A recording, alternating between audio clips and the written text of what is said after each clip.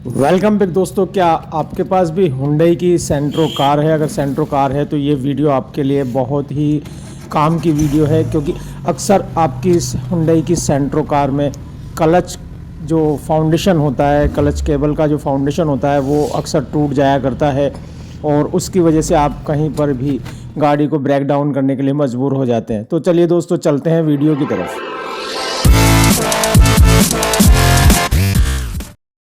Welcome back दोस्तों। आज की इस वीडियो में हम बात करने वाले हैं हुंडई की सेंट्रो के क्लच के केबल का, जहां कसा जाता है उस फाउंडेशन के क्रैक हो जाने के बाद। क्योंकि अगर वो वहां से क्रैक हो जाता है, मेरी गाड़ी ब्रेक डाउन हो जाती है और ब्रेक डाउन होने के बाद अगर हम उसको रिपेयर करना चाहें तो उसके लिए हमें इस पूरे इंजन को बाहर निकालना होता है। इस क्लच केबल को जहां कसा जाता है वहां से क्रैकनेस आ जाता है और क्रैकनेस को रिपेयर करने के लिए हमें इंजन और डैशबोर्ड दोनों खोलना पड़ता है। तो मैं आपको एक ऐसी ट्रिक बता रहा हूं कि आपको इंजन और डैशबोर्ड कुछ भी नहीं खोलना पड़ेगा, क्योंकि यहां अगर वेल्डिंग कराते हैं तो उसको इंजन खोलने की ज़रूरत होती है। मैं आपको वो ट्रिक बता रहा हूं जिसकी वजह से आपको इंजन नहीं खोलना होगा। तो दोस्तों, सबसे पहले हम इस क्लच केबल को यहाँ से हटा लेंगे और क्लच केबल को यहाँ से हटाने के लिए हमें इसके साथ जो भी क्लिप वगैरह लगे हुए हैं वो सब कुछ हटाना पड़ेगा और क्लच का एडजस्टर वगैरह यूज़ करके गियर के ऊपर से भी उसको हटाना पड़ेगा। तो ये सब कुछ हटा लेने के बाद अब मैं आपको बताऊंगा कि हमें क्या करना है, कौन सी ट्रिक आजमानी है जिसकी वजह से हम गाड़ी को रास्ते में इंजन डाउन नहीं करने की ज़रूरत पड़े।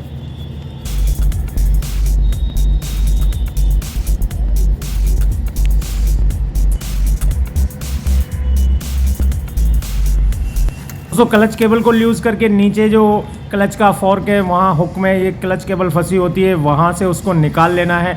और वहाँ से कई बार क्वार्टर पिन लगी होती है, उसको भी खोलना होता है। कहीं पर क्वार्टर पिन नहीं होती है तो वो आप एडजस्ट कर लें, चेक कर लें। उसके बाद वहाँ से उसको निकाल लें और निकाल लेने के बाद यहाँ इसके जो हुक लगा हुआ है इसको निकालने के बाद ऊपर की तरफ जहाँ डैशबोर्ड में खसा हुआ होता है उस डैशबोर्ड में वहाँ से इसको चेक कर लें कि ये कहाँ से टूटा हुआ है। और उसके बाद अंदर की तरफ चले जाए, अंदर जहाँ क्लच पैडल लगा हुआ होता है वहाँ पर भी एक इसी तरीके का हुक लगा हुआ होता है। तो क्लच पैडल के पास जाने के बाद वहाँ आप देख पाएंगे हुक लगा होता है, उस हुक में से भी इसको बाहर की तरफ निकाल लेना है।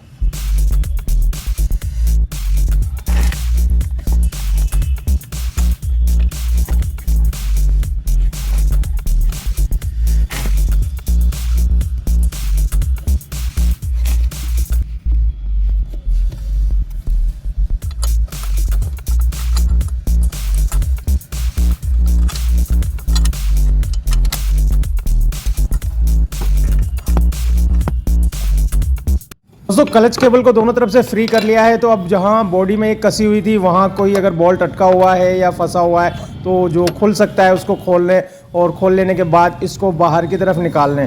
तो यहाँ से जो भी बोल्ट हम खोल सकते थे वो खोल लिया, क्योंकि यहाँ चद्दर फटी हुई है और फटी हुई चद्दर में से जितना बोल्ट निकल जाए वो ठीक है, बाकी हमें उसको क्लच केबल को उसी तरीके से निकाल लेना है।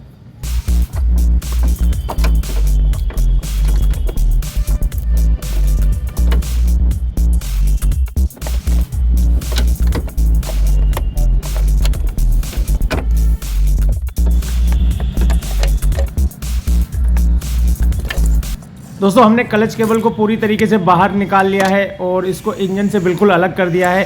ये क्लच केबल ख़राब नहीं हुई होगी, क्योंकि ये क्लच केबल अगर ख़राब होती तो इसका जो बॉडी का पार्ट है वो पार्ट टूटता नहीं। आप देख पा रहे हैं ये पार्ट कितनी तरीके से क्रैक हुआ है, किस तरीके से क्रैक हुआ है।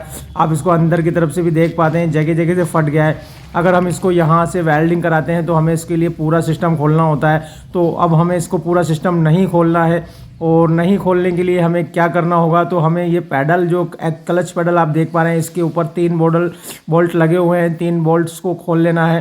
3 बोल्ट्स को खोल लेने के बाद ये क्लच पैडल हमारा बाहर की तरफ आ जाएगा। तो हमें ये 3 बोल्ट खोल करके इस क्लच पैडल को बाहर की तरफ निकाल लेना है।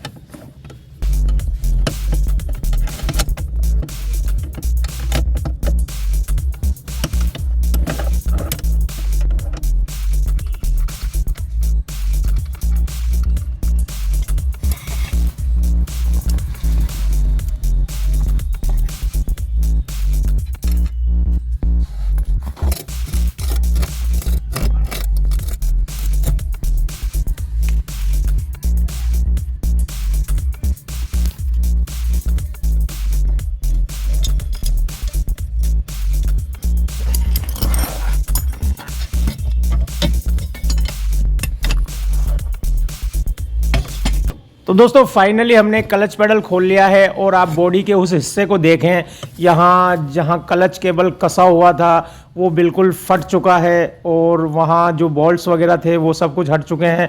और हमने अब जो क्लच के पैडल को निकाला है, इस क्लच पैडल के ऊपर एक फाउंडेशन बना लेना है। इस फाउंडेशन को बिल्कुल सही तरीके से सेट कर लेना है और सेट करने के बाद हम इसको वेल्ड कर देंगे, क्योंकि यहाँ हमें वेल्ड करने के बाद ही इसको फिट करना है। तो यहाँ हमने इसको वेल्ड कर दिया है। वेल्ड करने के बाद इसके अंदर जो क्लच केबल को हमें कसना है, वहाँ के फाउंडेशन को भी तैयार कर देना है। वहाँ भी हमें नट वगैरह लगा देने हैं और वहाँ नट लगा करके हम इसको एक बार फिर से सेट करके चेक कर लेंगे और चेक कर लेने के बाद हम इसमें क्लच केबल कस देंगे। तो दोस्तों ये क्लच केबल यहाँ से हम इसको फिट कर देंगे और फिट करने के बाद इसको पीछे इंजन की तरफ से भी हम खोल पाएंगे। तो दोस्तों ये हमने सब कुछ कंप्लीट कर लिया है और कंप्लीट करने के बाद अब हम इसको वापस बॉडी में उसी जगह पर कस देंगे जहां पर हमने इसको खोला था। तो यहाँ कसने के बाद आप देख पा रहे हैं पीछे की तरफ से भी हम इसको खोल पा रहे हैं और इसको करने के बाद हम इसको कस देंगे। कसने के बाद इसका जो क्लच का जितना भी सिस्टम है वो सारा सिस्टम वहाँ फिट कर देंगे। क्लच पेडल के तमाम बोल्टों को हम वहाँ बिल्कुल सही तरीके से फिट कर देंगे और उनको टाइट कर देंगे। वो तीनों बोल्ट्स को हम थोड़ा सा सही तरीके से टाइट करेंगे, क्योंकि यहाँ इसका क्लच का एडजस्टमेंट होता है क्लच पेडल के बाद। अब उसका जो एडजस्टर है जहाँ क्लच फोर्क में लगा होता है वहाँ लगाने के बाद और सेट करने के बाद क्लच पेडल को चेक कर लें। क्लच पेडल अगर ऊपर है तो उसको नीचे करने के लिए वापस से क्लच को थोड़ा सा लूज़ कर दें, उसको लूज़ करके नीचे की तरफ कर दें और नीचे करने के बाद एडजस्ट करने के बाद हम वापस से क्लच पेडल को चेक करेंगे। क्लच पेडल की जो डायमेंशन है जो वो है उसको चेक कर लेंगे। वो दोनों पेडल बराबर होने चाहिए और यहाँ बराबर होने के बाद क्लच एडजस्ट हो चुका है। उसके बाद हम गाड़ी को स्टार्ट करके और उसको गियर डाल करके चेक कर लेंगे। तो दोस्तों आपको मेरी ये वीडियो पसंद आई हो तो लाइक एंड शेयर ज़रूर करें और जो मेरे चैनल पर नए हैं वो मेरे चैनल को सब्सक्राइब कर लें, ताकि जब भी मैं कोई नई वीडियो डालूं सबसे पहले आपको नोटिफिकेशन मिल जाए। तो मिलते हैं दोस्तों अगली बार नए वीडियो नए सब्जेक्ट के साथ। तब तक के लिए सभी दोस्तों से अलविदा दोस्तों।